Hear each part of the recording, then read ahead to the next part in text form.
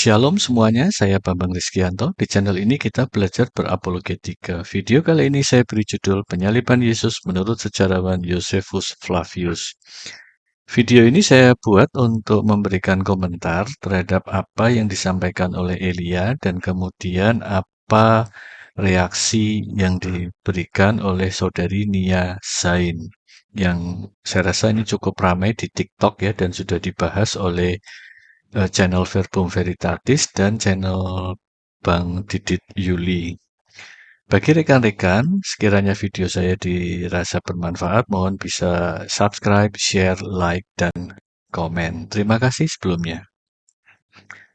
1 Romawi, apa yang disampaikan oleh Elia?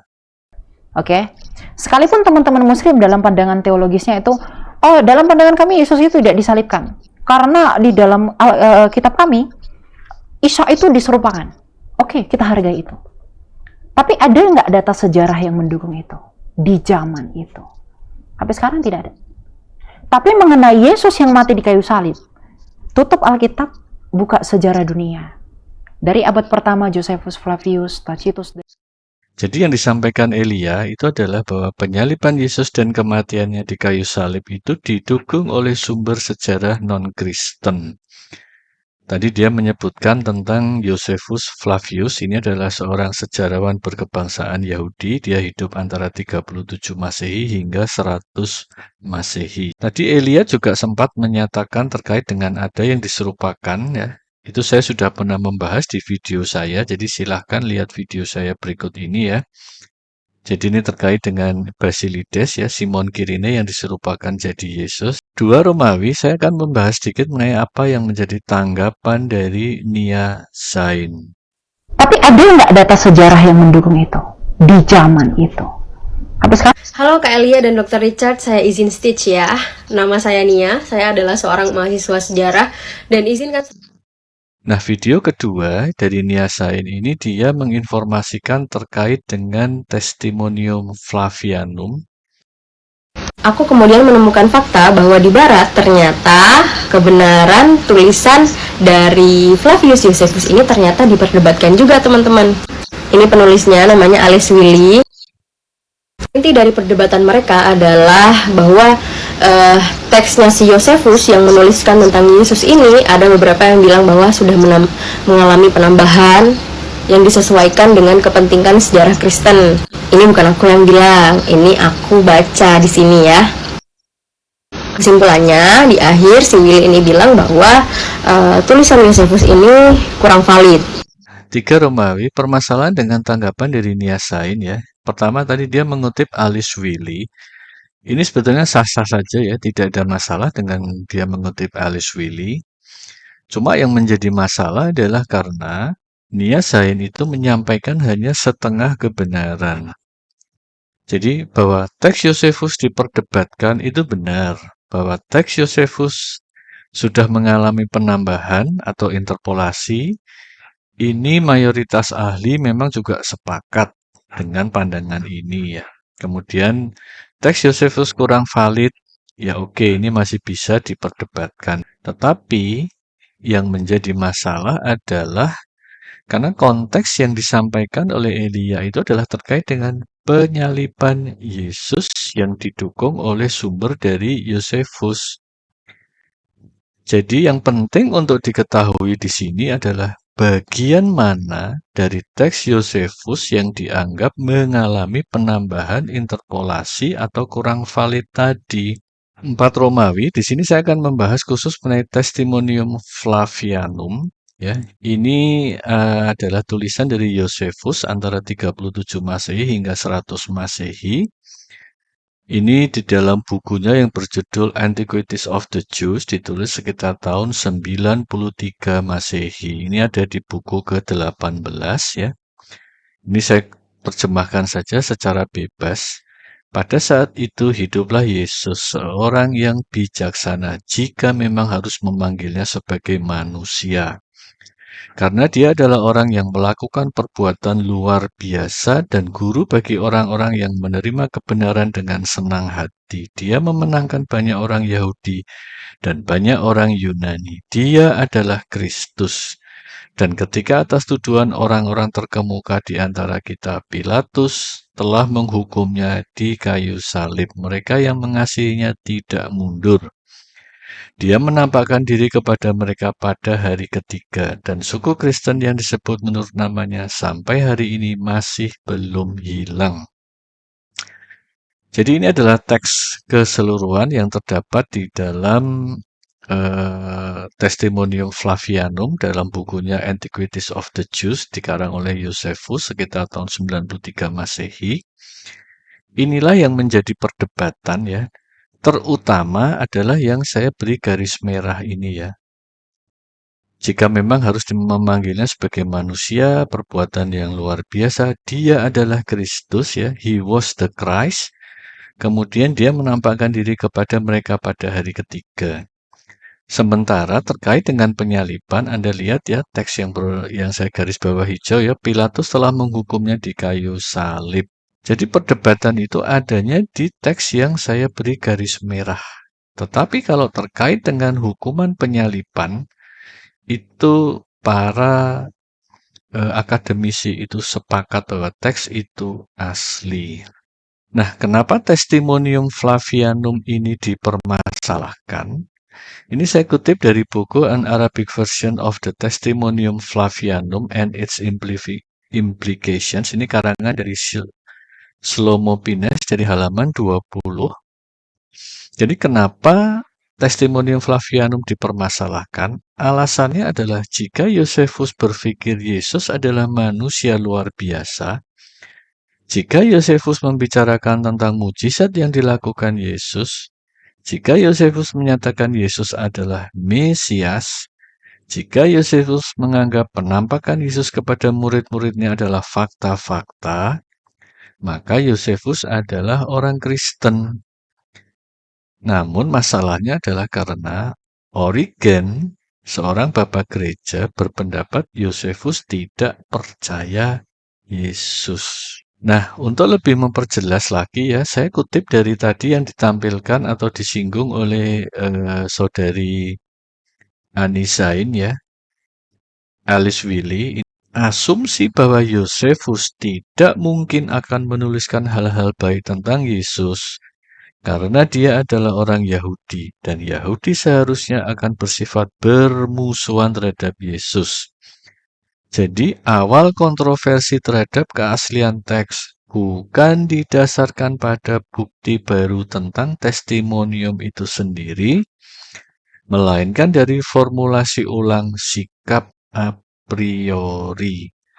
Jadi sudah ada asumsi di kalangan akademis bahwa Josephus, dia orang Yahudi, dia bukan orang Kristen, jadi tidak mungkin dia akan menuliskan Yesus yang luar biasa, dia tidak mungkin menuliskan Yesus melakukan mujizat, dia tidak mungkin menyatakan Yesus adalah Mesias, dia tidak mungkin menyatakan Yesus bangkit pada hari ketiga. Nah, kenapa tertuduhnya itu adalah orang Kristen? Karena teks tertua dari Testimonium Flavianum itu ada dalam buku yang ditulis oleh Eusebius. Ini antara 260-265 hingga 339 Masehi dalam buku yang berjudul Church History ya. Ini saya kutipkan dari terjemahan ya, Eusebius The Church History, Translation and Commentary by Paul L. Meyer. Ini dari halaman 337.